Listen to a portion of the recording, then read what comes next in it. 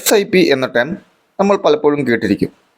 ഒരു investment decision എടുക്കുമ്പോൾ, പ്രത്യേകിച്ച് അതൊരു ലോങ് ടേം ഇൻവെസ്റ്റ്മെൻറ്റ് ഓപ്പർച്യൂണിറ്റിയാണ് നമ്മൾ നോക്കുന്നതെങ്കിൽ, പല സൈഡിൽ നിന്നും പല ആൾക്കാരിൽ നിന്നും നമ്മൾ കേൾക്കുന്ന ഒരു ടേമാണ് സിസ്റ്റമാറ്റിക് ഇൻവെസ്റ്റ്മെൻറ്റ് പ്ലാൻ എന്ന SIP ചെയ്യുക എന്ന്. നമ്മളൊരു നിശ്ചിത തുക കൃത്യമായി ഓരോ മാസവും മുടങ്ങാതെ ഇൻവെസ്റ്റ് ചെയ്യുന്ന ഒരു രീതിയാണ് SIP എന്ന് വേണമെങ്കിൽ നമുക്ക് പറയാം. ഇത് ശരിക്കും റിക്കറിംഗ് ഡിപ്പോസിറ്റ് തന്നെയല്ലേ എന്ന് നമുക്ക് തോന്നാറുണ്ട്. എന്നാൽ RDയുടെ ഇൻട്രസ്റ്റ് റേറ്റ് 4 മുതൽ 6 അല്ലെങ്കിൽ 6.5% വരെയാണ് നമുക്ക് ആനുവൽ കോമ്പൗണ്ടിങ്ങിലൊക്കെ നമുക്ക് ലഭിക്കുന്നത്. ഇന്ത്യയിലെ ഇൻഫ്ലേഷൻ ഗ്രോത്ത് റേറ്റ് നോക്കുകയാണെങ്കിൽ ഓരോ വർഷവും 7% മുകളിലാണ് ഇൻഫ്ലേഷൻ റേറ്റ് ഗ്രോ ചെയ്യുന്നത്.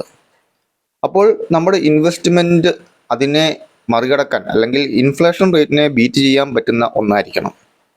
തീർച്ചയായും നമ്മുടെ ഇൻവെസ്റ്റ്മെൻറ്റുകൾ നമ്മൾ ഡൈവേഴ്സിഫൈ ചെയ്യേണ്ടതുണ്ട്. അതായത് നമ്മുടെ ഇൻവെസ്റ്റ്മെൻറ്റ് സേവിങ്സ് ഉണ്ടായിരിക്കണം, ഫിക്സഡ് ഡെപ്പോസിറ്റുകൾ ഉണ്ടായിരിക്കണം, റിക്കറിംഗ് ഡെപ്പോസിറ്റുകൾ ഉണ്ടായിരിക്കണം, ഗോൾഡിൽ ഇൻവെസ്റ്റ് ചെയ്യാം, ബോണ്ടിൽ ഇൻവെസ്റ്റ് ചെയ്യാം, ഇവയൊക്കെ ഉണ്ട്. ഇവയൊക്കെ തന്നെ ഒരു സെക്യൂർഡ് ആയിട്ടുള്ള ഇൻവെസ്റ്റ്മെൻറ്റ് രീതിയാണ്. എന്നാൽ നമ്മുടെ ഇന്നത്തെ ഇന്ത്യയുടെ പോപ്പുലേഷൻ ഗ്രോത്തിലും അതുപോലെ തന്നെ യങ്സ്റ്റേഴ്സിൻ്റെ ഇടയിൽ നോക്കിയാൽ അറിയാം, എല്ലാവരും തന്നെ ഒരു റിസ്ക് ടേക്കിങ്ങിന് മുൻഗണന കൊടുക്കുന്നുണ്ട്. അതുകൊണ്ട് തന്നെയും നമ്മുടെ ഇൻവെസ്റ്റ്മെൻറ്റുകൾ ഭൂരിഭാഗവും ഇപ്പോൾ ഷെയർ മാർക്കറ്റിലേക്ക് കടന്നിട്ടുണ്ട്. നമ്മുടെ ആക്റ്റീവ് ഡിമാറ്റ് അക്കൗണ്ടുകളുടെ എണ്ണവും ഓരോ മാസവും ഓപ്പൺ ആകുന്ന ഡിമാറ്റ് അക്കൗണ്ടുകളുടെ എണ്ണവും നോക്കിയാൽ നമുക്ക് വളരെ കൃത്യമായി അറിയാം, വലിയൊരു ഭൂരിഭാഗവും ഷെയർ മാർക്കറ്റിലേക്ക് കടക്കുന്നുണ്ട്. ഷെയർ മാർക്കറ്റിൽ എത്ര ശതമാനം ആൾക്കാർ വിജയിക്കുന്നു എന്ന കണക്കല്ല, ഷെയർ മാർക്കറ്റിൽ ആക്റ്റീവായിട്ടുള്ള പാർട്ടിസിപ്പേഷൻ കൂടിക്കൂടി വരുന്നുണ്ട്. അപ്പോൾ ഇൻഫ്ലേഷനെ ബീറ്റ് ചെയ്യാനായിട്ട് തിരഞ്ഞെടുക്കുന്ന ഒരു ഇൻവെസ്റ്റ്മെൻറ്റ് രീതിയാണ് ഷെയർ മാർക്കറ്റിലുള്ള മാർക്കറ്റ് ലിങ്ക്ഡ് ഇൻവെസ്റ്റ്മെൻറ്റുകൾ. ഡയറക്റ്റ് ഷെയർ ട്രേഡിങ്ങിനെ കുറിച്ചല്ല നമ്മളിവിടെ സംസാരിക്കുന്നത്. SIP എന്ന ടേം നമ്മൾ കേൾക്കുന്നത് മ്യൂച്വൽ ഫണ്ടിനോട് ചേർന്നുള്ള ഇൻവെസ്റ്റ്മെൻറ്റ് പോളിസിയിലാണ്. ഇന്ത്യയിലെ ഓൾഡസ്റ്റ് സ്റ്റോക്ക് എക്സ്ചേഞ്ചാണ് ബോംബെ സ്റ്റോക്ക് എക്സ്ചേഞ്ച്. 1875 ഈ ബോംബെ സ്റ്റോക്ക് എക്സ്ചേഞ്ച് സ്ഥാപിതമായത്. അതുപോലെ തന്നെ നാഷണൽ സ്റ്റോക്ക് എക്സ്ചേഞ്ച് ഉണ്ട്, NSE. 1992 എസ്റ്റാബ്ലിഷ് ചെയ്ത് 93 അതിൻ്റെ ഓപ്പറേഷൻസ് സ്റ്റാർട്ട് ചെയ്തത്. ഈ സ്റ്റോക്ക് എക്സ്ചേഞ്ചുകളെ നിയന്ത്രിക്കാൻ ഒരു ബോഡിയുണ്ട്, SEBI, securities exchange board of India എന്ന SEBIയാണ് ഈ സ്റ്റോക്ക് എക്സ്ചേഞ്ചുകളെ റെഗുലേറ്റ് ചെയ്യുന്നത്. 1988 എസ്റ്റാബ്ലിഷ് ചെയ്യുകയും 92 എക്സിക്യൂട്ടീവ് ബോഡിയായിട്ടൊരു പവറോടെ പ്രവർത്തിച്ചു തുടങ്ങുകയും ചെയ്തത്. അപ്പോൾ ഈ സ്റ്റോക്ക് എക്സ്ചേഞ്ചുകളിൽ ധാരാളം കമ്പനികൾ ലിസ്റ്റ് ചെയ്തിട്ടുണ്ട്. 2266 കമ്പനികളാണ് നാഷണൽ സ്റ്റോക്ക് എക്സ്ചേഞ്ചിൽ ലിസ്റ്റ് ചെയ്തിരിക്കുന്നത്. ഇവയിലെല്ലാം നമുക്ക് ഇൻവെസ്റ്റ് ചെയ്യുക പ്രായോഗികമല്ല. ഈ കമ്പനികളെല്ലാം അതിൻ്റെ മാർക്കറ്റ് ക്യാപ്പിൻ്റെ അടിസ്ഥാനത്തിലും മറ്റ് സെക്ടറുകളുടെ ബേസിസിലും ക്ലാസിഫൈ ചെയ്തിട്ടുണ്ട്. മാർക്കറ്റ് ക്യാപ്പിൻ്റെ അടിസ്ഥാനത്തിൽ large cap, mid cap, small cap എന്നിങ്ങനെ തരംതിരിച്ചിട്ടുണ്ട്. അവയെ വീണ്ടും സബ് ഡിവൈഡ് ചെയ്തിട്ടുണ്ട്. പിന്നെ സെക്ടോറിയൽ, ഓരോ സെക്ടർ അനുസരിച്ച് ഇൻഡസ്ട്രി ബേസിസിലും ഈ 2266 ഷെയറുകളെ അല്ലെങ്കിൽ കമ്പനികളെ തരംതിരിച്ച് ഇൻഡെക്സ് ആയിട്ട് ക്രമീകരിച്ചിട്ടുണ്ട്. ഈ ഓരോ ഇൻഡെക്സുകൾ ക്രമീകരിച്ചാണ് ഇവയുടെ ഗ്രോത്ത് അല്ലെങ്കിൽ ബെഞ്ച് മാർക്ക് നമ്മൾ അനാലിസിസ് ചെയ്യുന്നത്.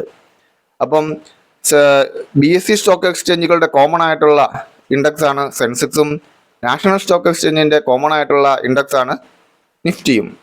അതുപോലെ തന്നെ പല പല ഇൻഡെക്സുകൾ ഇതിൻ്റെ അകത്തുണ്ട്. ഓരോ സെക്ടർ അനുസരിച്ച്, ക്യാപ്പ് അനുസരിച്ച് അവയെക്കുറിച്ചൊക്കെ നമുക്ക് കൂടുതൽ അറിയാം. ഈ കമ്പനികളെല്ലാം നമുക്ക് ഇൻവെസ്റ്റ് ചെയ്യുക ഒരു അപ്രായോഗികമുണ്ട്. സോ ലിസ്റ്റുകളും ഡേറ്റകൾ അനാലിസിസ് ചെയ്ത് നല്ല പഠനങ്ങൾ നടത്തി ഓരോ ബെഞ്ച് ഓഫ് സ്റ്റോക്കുകൾ തിരഞ്ഞെടുക്കുന്നുണ്ട്. ഒരു ബാസ്ക്കറ്റ് ഓഫ് സ്റ്റോക്ക് എന്ന് വേണമെങ്കിൽ തന്നെ പറയാം. ഈ ഒരു ബാസ്ക്കറ്റ് ഓഫ് സ്റ്റോക്ക് അല്ലെങ്കിൽ ബെഞ്ച് ഓഫ് സ്റ്റോക്കിനെയാണ് മ്യൂച്വൽ ഫണ്ട് എന്ന് പറയുന്നത്.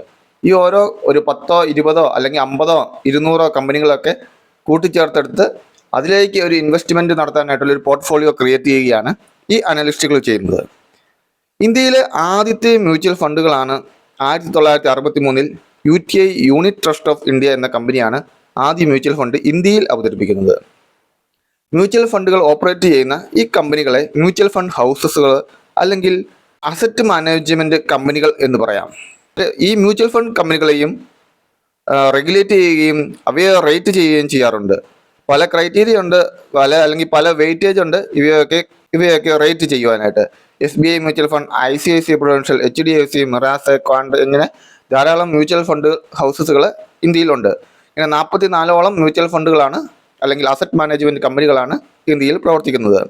ഇവയെല്ലാം റെഗുലേറ്റ് ചെയ്യാനായിട്ട് ആംഫി ഉണ്ട്, അതായത് association of mutual fund in India എന്ന 1995 എസ്റ്റാബ്ലിഷ് ചെയ്ത ആംഫിയാണ് മ്യൂച്വൽ ഫണ്ട് ഹൗസുകളെല്ലാം റെഗുലേറ്റ് ചെയ്യുന്നത്. അപ്പോൾ ഇന്ത്യയിലെ സ്റ്റോക്ക് എക്സ്ചേഞ്ചുകളെ സെബിയും മ്യൂച്വൽ ഫണ്ടുകളെ ആംഫിയും റെഗുലേറ്റ് ചെയ്യുന്നു. അതേപോലെ തന്നെ ഇൻഷുറൻസ് മേഖലയിലുള്ള കമ്പനികളെയെല്ലാം IRDA റെഗുലേറ്റ് ചെയ്യുകയും ചെയ്യുന്നുണ്ട്. ഇൻഷുറൻസ് മേഖലയിൽ നോക്കുകയാണെങ്കിലും ഇൻഷുറൻസ് മേഖല ഇൻവെസ്റ്റ്മെൻറ്റുകളും മ്യൂച്വൽ ഫണ്ടിൽ മാർക്കറ്റ് ലിങ്ക്ഡ് ആയിട്ടുള്ള ഇൻവെസ്റ്റ്മെൻറ്റുകൾ നടത്തുന്നുണ്ട്. അങ്ങനെയാണ് അവർക്ക് കൂടുതൽ റിട്ടേൺ നമുക്ക് ബെനിഫിറ്റ് ചെയ്യാൻ സാധിക്കുന്നതും. മ്യൂച്വൽ ഫണ്ടുകളിൽ എങ്ങനെ ഇൻവെസ്റ്റ് ചെയ്യാം, ഏതൊക്കെയാണ് ബെസ്റ്റ് മ്യൂച്വൽ ഫണ്ട് ഹൗസുകൾ, ഏതൊക്കെയാണ് ബെസ്റ്റ് മ്യൂച്വൽ ഫണ്ടുകൾ, അവയുടെ കാറ്റഗറി ഏതൊക്കെയാണ്, നമ്മൾ മ്യൂച്വൽ ഫണ്ടിൽ ഇൻവെസ്റ്റ് ചെയ്യുമ്പം എന്തൊക്കെ ശ്രദ്ധിക്കണം, അവയുടെ റിട്ടേൺ റിവാർഡ് റേഷ്യോകൾ, ബാക്കി എക്സ്പെൻസ് റേഷ്യോകൾ, NAV വാല്യൂസ്, ഇവയൊക്കെ എങ്ങനെ തിരഞ്ഞെടുത്തുകൊണ്ട് ഒരു മ്യൂച്വൽ ഫണ്ട് ഇൻവെസ്റ്റ്മെൻറ്റ് സ്റ്റാർട്ട് ചെയ്യാമെന്ന് നമുക്ക് വരും വീഡിയോകളിൽ നമുക്ക് കാണാം.